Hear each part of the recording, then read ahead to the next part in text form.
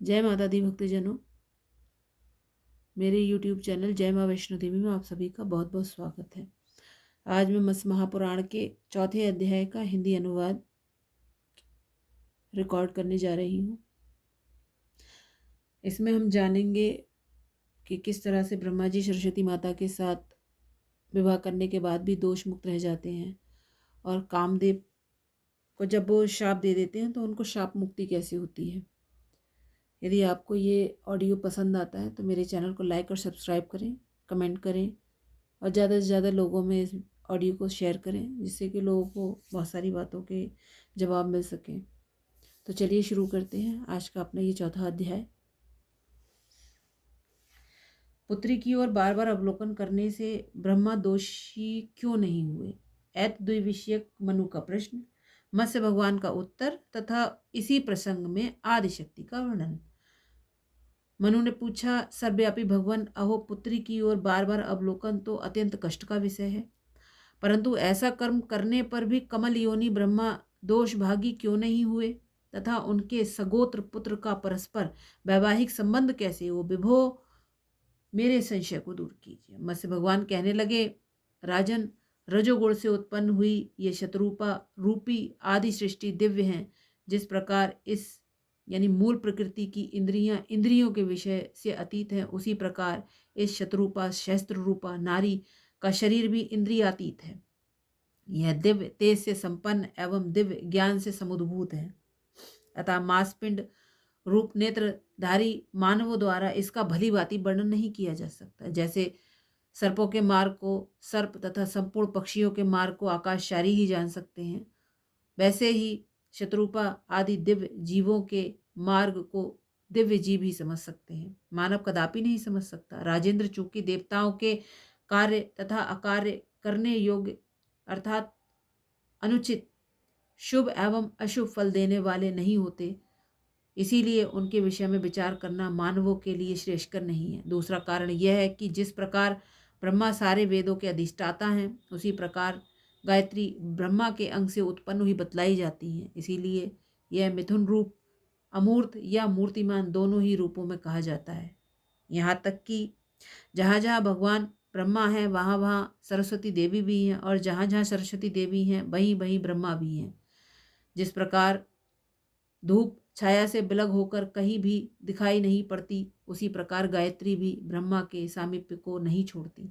यद्यपि ब्रह्मा बेसमूह रूप है और सावित्री उनकी अधिष्ठात्री देवी हैं, इसीलिए ब्रह्मा को सावित्री पर कुदृष्टि डालने से कोई दोष नहीं लगा। तथापि उस समय अपने उस कुकर्म से प्रजापति ब्रह्मा लज्जा से अभिभूत हो गए और कामदेव को शाप देते हुए यूं बोले, चूंकि तुमने अपने बाणों द्वारा मेरे भी मन को भली भांति शुद्ध कर दिया है, इसीलिए भगवान रुद्र शीघ्र ही तुम्हारे शरीर को भस्म कर डालेंगे। तदंतर कामदेव ने बड़े अनुनय विनय से ब्रह्मा को प्रसन्न किया। वह बोला, मानद, इस विषय में आपका मुझे निष्कारण ही शाप देना उचित नहीं है। चतुरानन, आपने ही तो मुझे इस प्रकार संपूर्ण देहधारियों की इंद्रियों को शुद्ध करने के लिए पैदा किया है। विभो, आपने ही पहले मुझे ऐसी आज्ञा दी कि स्त्री पुरुष का कोई विचार न करके तुम प्रयत्न पूर्वक सर्वत्र सर्वदा उनके मन को शुद्ध किया करो।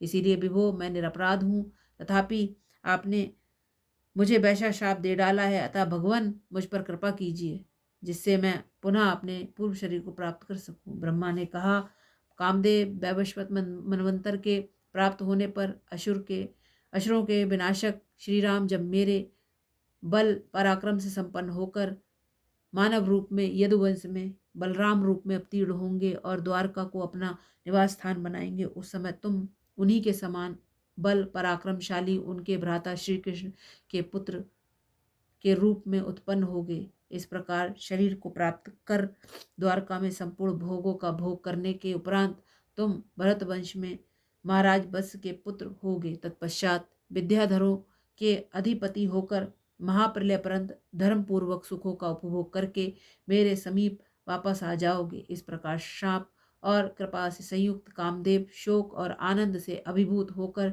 जैसे आया था वैसे ही चला गया। मनु ने पूछा, भगवान, आपने जिनके वंश में कामदेव की उत्पत्ति बतलाई है वे यदु कौन हैं? भगवान रुद्र ने कामदेव को किस लिए और कैसे जलाया तथा भरत वंश में पहले किसकी और कौन सी सृष्टि हुई थी? मेरे इन महान संदेह उत्पन्न करने वाले प्रश्नों को आप हल करें, अतः आप प्रारंभ से ही इन सबका वर्णन कीजिए। भगवान मत्स्य कहने लगे, राजन, ब्रह्मा के शरीर के आधे भाग से जो ब्रह्मवादिनी गायत्री उत्पन्न हुई थी और जो मनु की माता थी तथा जिसे शत्रुपा या शतेंद्रिया भी कहते हैं, उसी शत्रुपा के गर्भ से ब्रह्मा जी ने रति, मन, तप, बुद्धि, महान, दिक और संभ्रम इन 7 संतानों को जन्म दिया तथा उन बुद्धिमान ब्रह्मा के पहले जो मरीचि आदि 10 मानस पुत्र हुए थे, उन्हीं के द्वारा इस संपूर्ण ज्ञानात्मक संसार की रचना हुई। तदंतर ब्रह्मा ने श्रेष्ठ त्रिशूलधारी वामदेव की ओर पुनः पूर्वजों के भी पूर्व शक्तिशाली सनत कुमार की रचना की। भगवान वामदेव ने अपने मुख से ब्राह्मणों की, बाहुओं से क्षत्रियों की, उरुओं से वैश्यों की तथा पैरों से शूद्रों की उत्पत्ति की। तदुपरांत उन्होंने क्रमशः बिजली, वज्र, मेघ, रंग बिरंगा इंद्रधनुष और छंद की रचना की। उसके बाद मेघ की सृष्टि की। तत्पश्चात उन शक्तिशाली वामदेव ने जरा मरण रहित एवं त्रिनेत्रधारी 84 करोड़ साध्यगणों को उत्पन्न किया।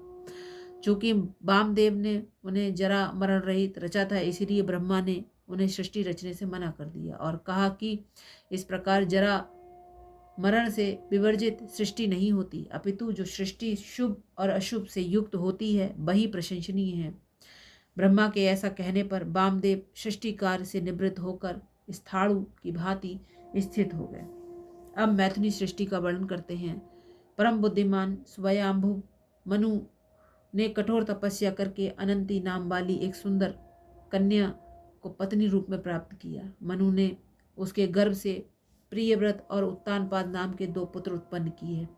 पुनः धर्म की कन्या सुनरता ने जो परम सुंदरी, मंथर गति से चलने वाली और चतुर थी, उत्तानपाद के संपर्क से पुत्रों को प्राप्त किया। उस समय प्रजापति उत्तानपाद ने सुनरता के गर्भ से अपयशति, अपयशंत, कीर्तिमान और ध्रुव इन 4 पुत्रों को उत्पन्न किया। उनमें ध्रुव ने पूर्व काल में 3 सहस्त्र वर्षों तक तप करके ब्रह्मा के वरदान से दिव्य एवं अटल स्थान को प्राप्त किया। आज भी उन्हीं ध्रुव को आगे करके सप्तऋषि मंडल स्थित है।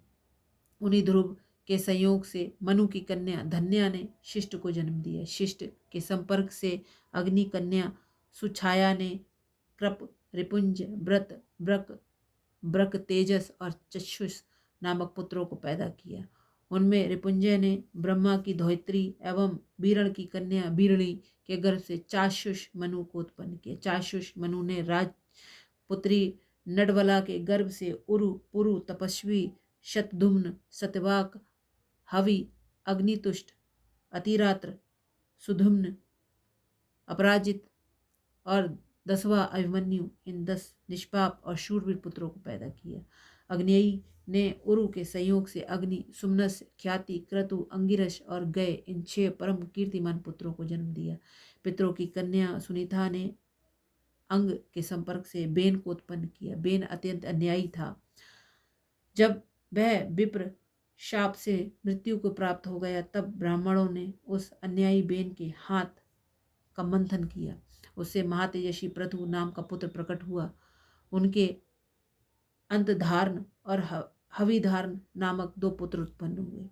उनमें अंतधारण ने शिखंडिनी के गर्भ से मारीच नामक पुत्र पैदा किया। अग्निकन्या धिषणा ने हविधारण के संयोग से प्राचीन, बहिर्ष, शांग, यम, शुक्र, बल और शुभ इन 6 पुत्रों को जन्म दिया।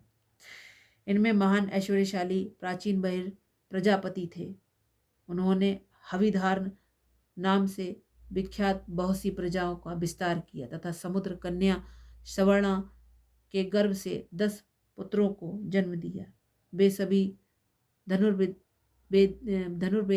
के पारगमी विद्वान थे तथा प्रचेता नाम से विख्यात हुए। रविनंदन इन्हीं प्रचेताओं के तप से सुरक्षित रहकर वृक्ष जगत में चारों ओर शोभा पा रहे थे। परंतु इंद्रदेव के आदेश से अग्नि ने उन्हें जलाकर भस्म कर दिया। तत्पश्चात चंद्रमा की कन्या, जो मरीषा नाम से विख्यात थी, उन प्रजेताओं की पत्नी हुई। उसने उनके संयोग से एक दक्ष नामक श्रेष्ठ पुत्र को जन्म दिया। दक्ष की उत्पत्ति के पश्चात उन सोम कन्या ने समस्त वृक्षों और औषधियों को तथा चंद्रवती नाम की नदी को उत्पन्न किया। चंद्रमा के अंश से उत्पन्न हुए उस दक्ष प्रजापति की 80 करोड़ संतानें हुई, जो इस समय लोक में सर्वत्र फैली हुई हैं और जिनका विस्तार मैं आगे वर्णन करूंगा। उनमें से किन्हीं के 2 पैर थे तो किन्हीं के अनेकों पैर थे, किन्हीं के मुंह टेढ़े मेढ़े थे तो किन्हीं के कान खूंटे जैसे थे, तथा किन्हीं के कान बालों से आच्छादित थे, किन्हीं के मुख घोड़े और रीछ के सदृश थे, तथा कोई सिंह के समान मुख वाले थे। कुछ लोग कुत्ते और सूअर के सदृश मुख वाले थे तो किन्हीं का मुख ऊंट के समान था। इस प्रकार धर्मात्मा दक्ष ने अपने मन से अनेकों प्रकार के सभी मलेच्छों की सृष्टि की। तत्पश्चात स्त्रियों को उत्पन्न किया। उनमें से उन्होंने 10 धर्म को, 13 कश्यप को तथा नक्षत्र नाम वाली 27 स्त्रियां चंद्रमा को प्रदान की। उन्हीं कन्याओं से देवता, असुर और मानव आदि से परिपूर्ण ये सारा जगत प्रादुर्भूत है। इस प्रकार श्री मत्स्य महापुराण के आदि सर्ग में 4था अध्याय संपूर्ण हुआ। मुझे उम्मीद है आप सभी को ये सुनने में बहुत ही अच्छा लगेगा। अगर आपको पसंद आता है तो मेरे चैनल को लाइक, सब्सक्राइब करें और इस ऑडियो को सभी लोगों में जहाँ तक हो सके शेयर करें। धन्यवाद।